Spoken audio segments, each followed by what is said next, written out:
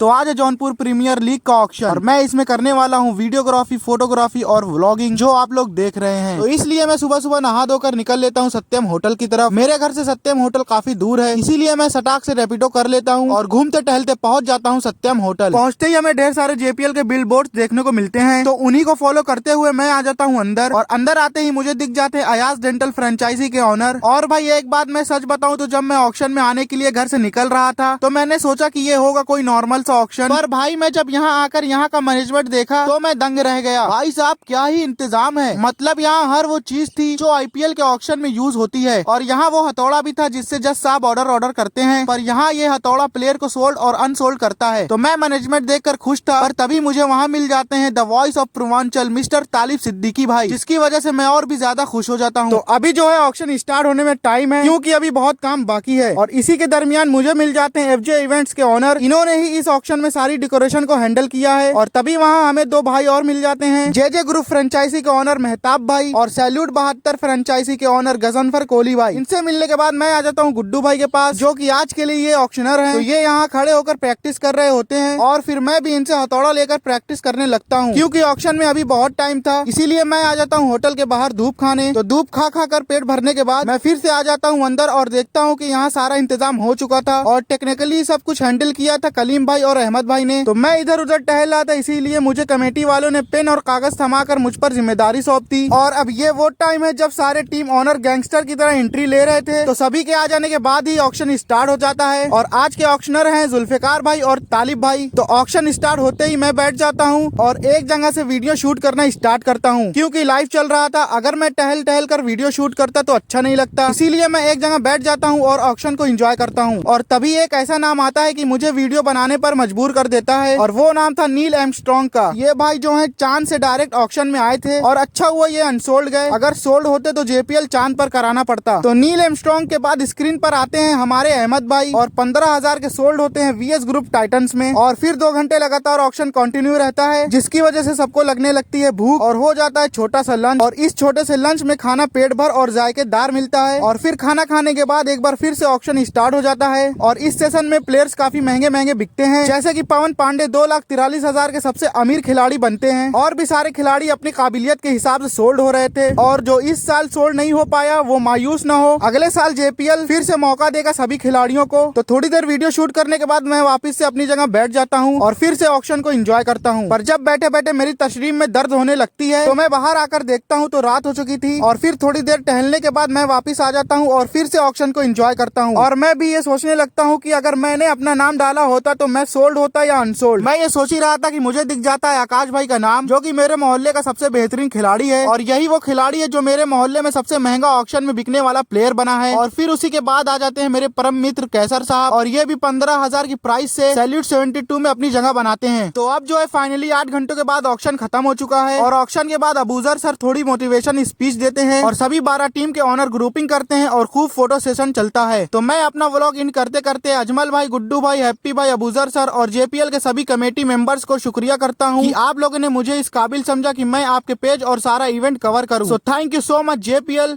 And thank you so much JPL committee. तो time होते ही मुझे रिसीव करने आ जाते हैं मेरे भाई लोग और मैं इन्हीं के साथ निकल लेता हूँ अपने घर की तरफ। तो मिलेंगे कभी और किसी और वीडियो में, तब तक के लिए जिंदा रहें।